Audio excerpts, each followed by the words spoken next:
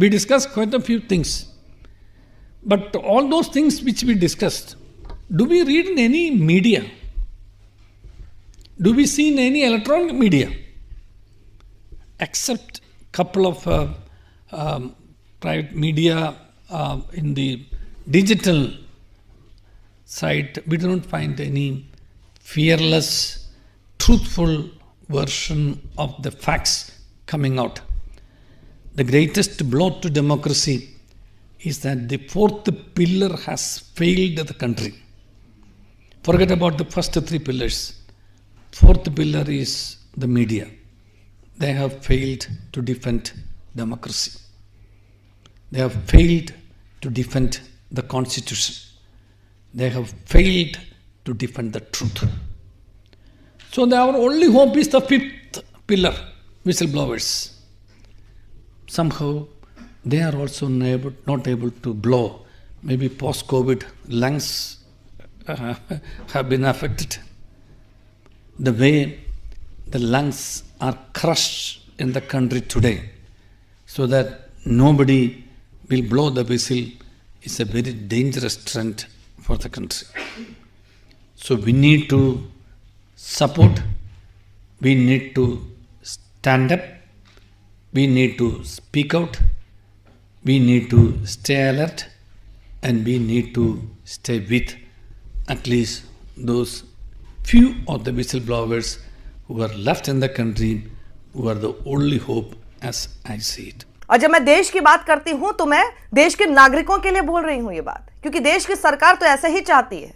कोई भी देश की सत्तारूढ़ दल होगा, देश की सत्तारूढ़ पार्टी जो भी होगी, वो यही चाहेगी डिसेंट ना हो, मीडिया मेरे कंट्रोल में रहे. पर ये मैं इस वक्त नागरिकों आपसे बात कर रही हूं, देश आपसे बनता है. तो आप जरा इस बारे में सोचने की कोशिश कीजिए. असल विषयों पर चर्चा नहीं हो रही है. ये सिर्फ मैं आपको नहीं बता रही हूं इतने समय से, ये मेरे जैसे और पत्रकार आपको लगातार नहीं बता रहे हैं.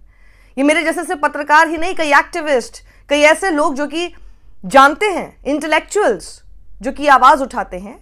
आप उसको कितना सीरियसली लेते हैं मुझे नहीं पता. देश के एक पूर्व सुप्रीम कोर्ट जस्टिस को तो आप सीरियसली लेंगे. वहीं जस्टिस मदन बी लोकुर एक बहुत अहम केस के बारे में डिस्कशन करते हैं, और सिर्फ केस के बारे में नहीं, वो जो उसके आगे बात कहते हैं ना, अपने कान और आंख दोनों खोलकर उसको सुनिएगा. वो एक तरफ इशारा करते हैं और ये सच्चाई है. उन्होंने जिक्र किया उमर खालिद. अब मैं उमर खालिद का जैसे नाम बोलती हूं तो आप लोग अपना बायस लेकर मत आ जाइएगा.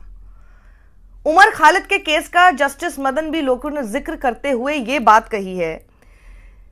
आपके सामने उमर खालिद का केस है जिसमें वो बेल की मांग करते हैं, जो कि इतने लंबे समय से शायद अब लिस्ट ही नहीं हो रहा है केस.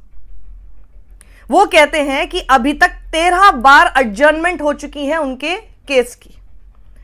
अल्टीमेटली जो उमर खालिद के वकील हैं, उन्होंने क्या किया, उन्होंने कहा कि हम ये केस ही, मतलब जो हम बेल की इच्छा रखते हैं उमर खालिद के लिए, हम उस बेल की अपनी जो प्ली है उसको ही विड्रॉ करना चाहते हैं, वापस लेना चाहते हैं.